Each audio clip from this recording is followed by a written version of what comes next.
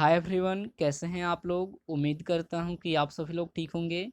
तो दोस्तों, आज हम लोग करने वाले हैं Indian navy MR SSR double exams के लिए प्रीवियस क्वेश्चंस के पार्ट नंबर 3।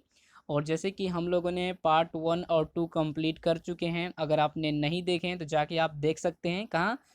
प्लेलिस्ट के माध्यम से। ठीक है, तो प्लेलिस्ट आपको मिल जाएगा, आप जाके वहाँ से चेकआउट कर सकते हैं। ठीक है, तो देखिए, जितने भी प्रीवियस सवाल है उसको देखना ज़रूरी है, क्योंकि 20 से 30% आपके एग्ज़ाम में मतलब प्रीवियस क्वेश्चन से सवाल उठाए जाते हैं। ठीक है, नेवी एमआर हो, एसआर हो, डबल हो, तो जितना भी प्रीवियस सवाल है ना उसको सबसे पहले रट लीजिए। जितना भी हो आपको मैं एक एक करके क्लियर करवा दूंगा। ठीक है, एक प्रीवियस सवाल और एक मैथ का। ठीक है, डेली आपको मिल जाएगा। बिल्कुल टेंशन नहीं लेना है। जैसे ही लॉकडाउन खत्म होगा बहुत सारी सुविधाएं दी जाएगी। तो एक और चीज़ की, जो लोग भी पीडीएफ प्राप्त करना चाहते हैं, ये जो हम लोग पीडीएफ मतलब शेयर करते हैं, तो जाके आप सिंपल इंस्टाग्राम पे जाओ, वहाँ पे फॉलो करो। और साथ ही साथ टेलीग्राम पे भी फॉलो करना है। इंस्टाग्राम टेलीग्राम दोनों जगह फॉलो कर लीजिएगा। आपको ये जो है लिंक, इसका आपको वहाँ पे गूगल ड्राइव के द्वारा मिल जाएगा। अब देखिए, मैं सोच रहा हूँ ना कि लॉकडाउन जैसे ही ख़त्म होगा बहुत सारी सुविधाएं मतलब आपको पढ़ने में कोई तकलीफ ना हो। ठीक है, जैसे ही लॉकडाउन खत्म होगा जो मैं बोलता हूँ वो ज़रूर करूँगा, इतना आप लोग याद रखिएगा। ठीक है, तो जाओ, जल्दी जाओ, इंस्टाग्राम और टेलीग्राम पे फॉलो कर लीजिए आप लोग। तो देखिए, आपकी स्क्रीन पे फर्स्ट नंबर सवाल है, भारत का सबसे बड़ा शहर कौन सा है। तो भारत का सबसे बड़ा जो शहर है वो है मुंबई सिटी, सब लोग को मालूम है। ये सवाल इंडियन नेवी एमआर के एग्जाम में पूछा गया था। ठीक है, भारत का सबसे बड़ा शहर मुंबई है। चलिए, उसके बाद देखिए 2 नंबर सवाल है, सिंधु नदी का उद्गम स्थल कहाँ है। देखिए, उद्गम स्थल जितना भी है रट लीजिएगा, क्योंकि यहाँ से उद्गम स्थल से किसी किसी शिफ्ट में मतलब आ रहा था। कहने का मतलब है कि भाई किसी का शिफ्ट में आ गया तो लक है, नहीं आया तो फिर उनका तो बात ही अलग है। ठीक है, तो उद्गम स्थल से भी सवाल आ रहे थे। तो देख लीजिएगा, ज़्यादा नहीं है, 20 सवाल इनसे रिलेटेड होगा या फिर 30 होगा, 50 होगा, तो रट लीजिएगा, आपको मैं करवा दूंगा लॉकडाउन के बाद। चलिए, उसके बाद ये सॉरी, तो सिंधु नदी का उद्गम स्थल जो हो जाएगा 2 का ऑप्शन नंबर बी हो जाएगा, यानी कि मानसरोवर झील। ठीक है, अब देखिए, ये भी हो सकता है कि मानसरोवर जो झील है इसकी लंबाई क्या हो सकती है। तो इसकी जो लंबाई है 2880, ठीक है, यानी कि 2880 किलोमीटर है। और कहीं कहीं मैंने देखा कि 2900 भी दिया गया था। ठीक है, 2900 भी ऑलमोस्ट वहाँ पे लिखा गया था कि लगभग 2900, और ज़्यादा मैंने देखा कि 2880। ठीक है, तो देख लीजिएगा एग्ज़ाम में कि मान लीजिए कि कहीं 2900 रहे, 2900, या फिर कहीं रहे 2880, तो देखिएगा मतलब एक ही होगा, ऑप्शन में यही रहेगा या फिर यही रहेगा। अगर ये रहे तो ये टिक कीजिएगा, अगर ये रहे तो ये टिक कीजिएगा। ठीक है, आपको बताना अभी ज़रूरत है ना। चलिए, आगे देखिए, थर्ड नंबर सवाल है, भारत का राष्ट्रीय ध्वज नियम कब से लागू कर दिया गया। इंपॉर्टेंट सवाल है। राष्ट्रीय ध्वज से जितने भी सवाल है ना, लंबाई का, चौड़ाई का अनुपात, ये सवाल था ना, आया था पिछली बार। उसके बाद राष्ट्रीय ध्वज में कितनी तीलियां, क्या के मतलब हर एक टाइप के सवाल बहुत इजी मतलब आते हैं एग्जाम एमआर के, खास करके एमआर का बच्चा चाहे तो एग्जाम क्लियर कर पाएगा। बस कितना घंटा मेहनत करेंगे, सिर्फ 4 घंटा, अगर मेरे कहने से कर दे तो। चलिए, थर्ड का हो जाएगा आपका ऑप्शन नंबर सी हो जाएगा। ठीक है, 2002 में। उसके बाद देखिए 4 नंबर सवाल है, भारत का बोस्टन किसे कहा जाता है। ये भी सवाल पूछा गया है। सब मतलब प्रीवियस सवाल का मतलब है कि सारा पूछा गया सवाल है। अहमदाबाद, वडोदरा, मुंबई, सूरत। 4 का हो जाएगा हमारा correct answer, option number A हो जाएगा, यानी कि अहमदाबाद हो जाएगा हमारा करेक्ट आंसर। ठीक है, भारत का बोस्टन किसे कहा जाता है भाई, तो अहमदाबाद को कहा जाता है। ठीक है, चलिए, उसके बाद देखिए 5 नंबर सवाल है, भारत की पहली आयरन स्टील कंपनी कहाँ स्थित है। जमशेदपुर में, हीरापुर में, मुंबई में, गुवाहाटी में। तो 5 का हो जाएगा हमारा करेक्ट आंसर, ऑप्शन ए, यानी कि जमशेदपुर हो जाएगा। ठीक है, देखिए जमशेदपुर वाला जो ये स्थित है, ये सेकंड बार में स्थित किया गया था। पहली बार में जो था वो सफलतापूर्वक नहीं हुआ था। आप लोग सर्च कीजिएगा ये सवाल को, भारत की पहली आयरन स्टील कंपनी कहाँ स्थित है, तो इसको सर्च कीजिएगा ना, तो पहला में जो था वो मतलब नहीं होता है कि मिस हो गया। उसके बाद सेकेंड बार खोला गया जमशेदपुर में, जो कि ये मतलब ये जमशेदपुर में पहली आयरन स्टील कंपनी ये खोली गई थी, जो कि ये सफलतापूर्वक हुआ, ठीक है, सेकंड बार में। और स्थापना कब हुआ था, तो 1907 ईस्वी में, याद रखिएगा 1907 ईस्वी में। चलिए, उसके बाद देखिए 6 नंबर सवाल है, भारत में किस राज्य को भारत का खाद्यान्न भंडार के रूप, मतलब खाद्यान्न का मतलब ये खाद्य भंडार, खाद्य भंडार के रूप में जाना जाता है। तो 6 का हो जाएगा हमारा correct answer option number B हो जाएगा, यानी कि पंजाब। ऑप्शन बी कर दीजिए, करेक्ट हो जाएगा पंजाब, ठीक है। देखिए पंजाब में एक्चुअली में भी अभी जो होता है, मतलब उत्पादन, खाद्य मतलब खाद्य के मतलब खाने वाला चीज़ होता है। तो ज़्यादा मतलब वहाँ पे क्या क्या होता है, गेहूँ भी होता है, जो गेहूँ होता है वहाँ पे होता है, हरियाणा में भी होता है। बट यहाँ पे अगर बात की जाए अगर, तो ऑप्शन बी हो जाएगा हमारा करेक्ट आंसर। चलिए, प्रतिवर्ष भारत का बृहत्तम पशु मेला लगता है, तो सोलापुर में, सोनीपत में, सोनमार्ग में, सोनपुर में, करेक्ट आंसर हो जाएगा हमारा ऑप्शन डी, यानी कि सोनपुर में। तो ये मेला जो लगता है कहाँ पे लगता है और कब लगता है, दोनों चीज़ आप कमेंट करके बताएंगे, बहुत ज़्यादा इंपॉर्टेंट है। क्योंकि देखिए सोनपुर का जो मेला है ना बहुत फेमस है, मतलब ये क्या बताऊँ आपको, मतलब हर जगह ये फेमस है सोनपुर का मेला। बस आप लोग स्टेट ही बताइएगा कौन से स्टेट में मतलब ये ज़्यादा फेमस रहता है, तो बता दीजिएगा फटाफट। सोनपुर जो मेला लगता है कहाँ लगता है, चलिए ये तो सोनपुर में लगता है, लेकिन ये किस नहीं होता है कि किस स्टेट। उसके बाद देखिए हमारा 8 नंबर सवाल है, हमारा राष्ट्रीय चिन्ह कहाँ से लिया गया, इम्पोर्टेंट सवाल है। हो जाएगा ऑप्शन सी, सारनाथ में स्थित अशोक स्तंभ से लिया गया है, ठीक है, याद रखिएगा, इंपॉर्टेंट सवाल है। उसके बाद देखिए 9 नंबर सवाल है, भारत का सबसे लंबा बांध कौन सा है, भाखड़ा बांध, इंदिरा सागर बांध, हीराकुंड बांध, नागार्जुन सागर बांध। करेक्ट आंसर हो जाएगा हमारा 9 का ऑप्शन सी, यानी कि हो जाएगा हीराकुंड बांध, ठीक है। 9 का हो जाएगा ऑप्शन सी, हीराकुंड, जो कि कहाँ पे पड़ता है ये भाई, उड़ीसा राज्य के संबलपुर जिले में है, ठीक है, याद रखिएगा, उड़ीसा राज्य के संबलपुर जिले में स्थित है। ऑप्शन सी हो जाएगा हमारा करेक्ट आंसर। चलिए, उसके बाद देखिए 10 नंबर सवाल बहुत ज़्यादा इंपॉर्टेंट है, एशियाई खेलों में स्वर्ण पदक प्राप्त करने वाली पहली भारतीय महिला कौन थी, कमलजीत सिंधु, सुचेता कृपलानी, रजिया बेगम, बिशंद्री पाल। तो देखिए भाई हम लोग अब देखिए जो पढ़ेंगे स्टडी, अब लॉकडाउन के बाद व्हाइट बोर्ड पे एक एक सवाल स्क्रीन पर रहेगा, इसके बारे में समझाया जाएगा, फिर नेक्स्ट सवाल, एक एक सवाल को पढ़ाया जाएगा, नेक्स्ट सवाल, ऐसे कर करके। तो देखिए अब मान लीजिए कि इसका करेक्ट आंसर हो गया कमलजीत सिंधु, हो गया ना। तो कमलजीत जो सिंधु थी, तो इनके बारे में जानना जरूरी है ना, जो कि देखिए ये 1970 में बैंकॉक एशियाई खेलों में 400 मीटर दौड़ में इन्होंने स्वर्ण पदक जीता था, याद है ना, आपको मालूम होगा वह कितना, 57.3 सेकंड में इन्होंने मतलब जो भी था वहाँ पे दिखाया था। तो याद रखिएगा, जो कि 1970 में, ठीक है, 1970 में बैंकॉक एशियाई खेलों में 400 मीटर दौड़ में स्वर्ण पदक जीता था। वह क्या है ये, मतलब ये जो है एशियाई खेलों में स्वर्ण पदक प्राप्त करने वाली पहली भारतीय महिला है, ठीक है, याद रखिएगा दो चीज, 1970 में बैंकॉक एशियाई खेलों में 400 मीटर दौड़ में स्वर्ण पदक जीता है, ठीक है, कितना सेकेंड, 57.3 सेकेंड में, ठीक है। चलिए, उसके बाद देखिए अगला सवाल है 11 में, भारत में प्रथम महिला प्रधानमंत्री कौन थी, तो प्रतिभा पाटिल, एफ फातिमा बीवी, इंदिरा गांधी, अन्य। करेक्ट आंसर हो जाएगा 11 का ऑप्शन सी, यानी कि इंदिरा गांधी हो जाएगा हमारा करेक्ट आंसर।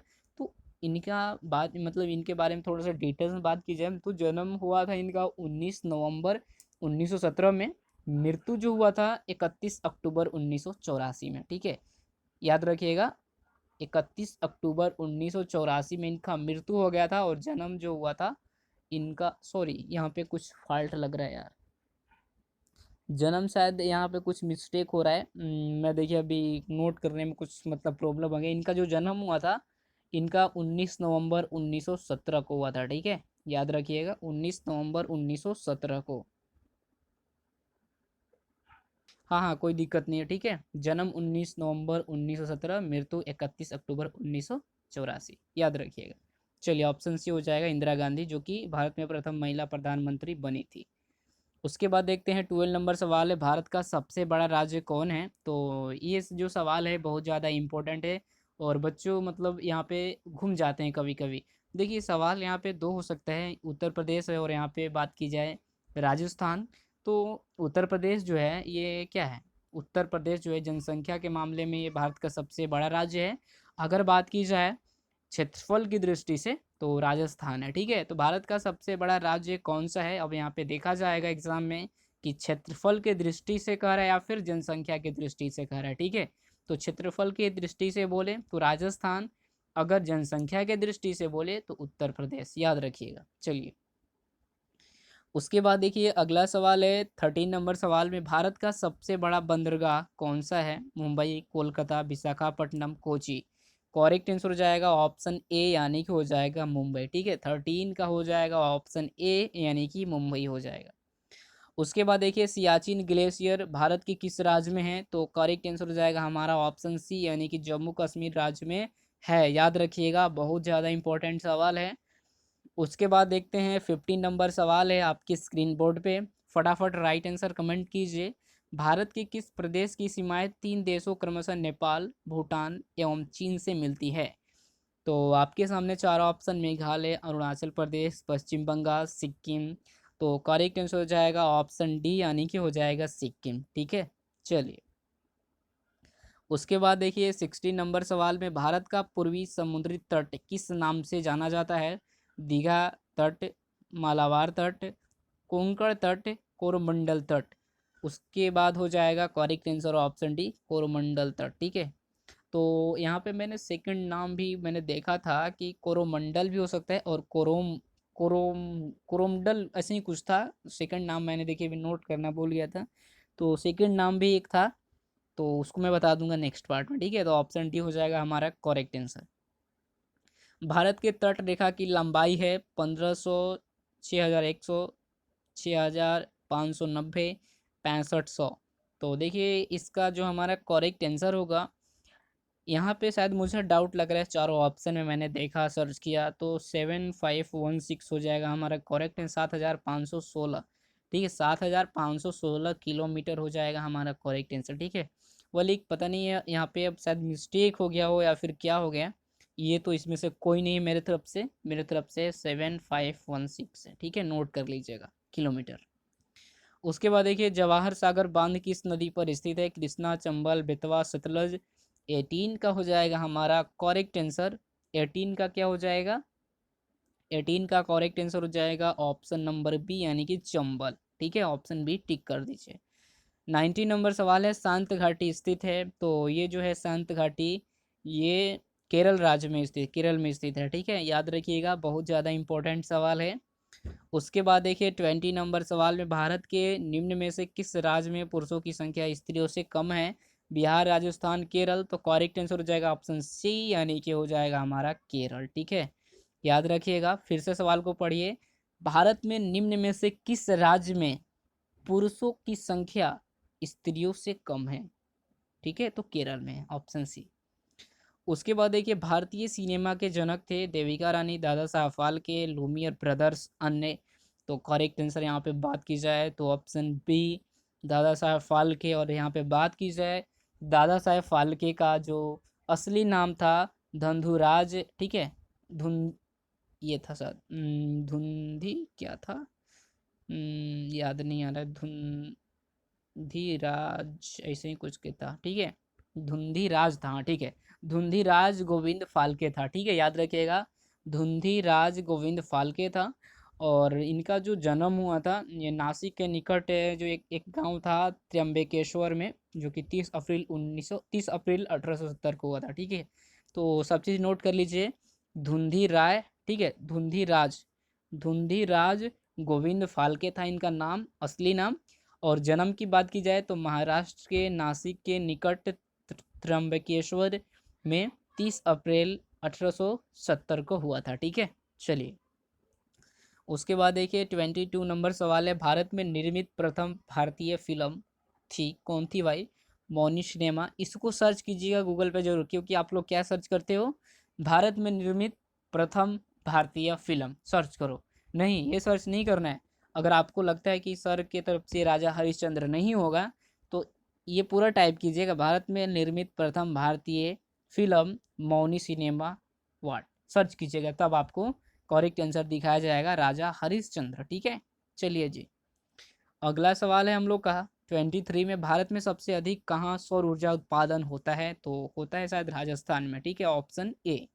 तो ऑप्शन ए हो जाएगा हमारा करेक्ट आंसर, याद रखिएगा।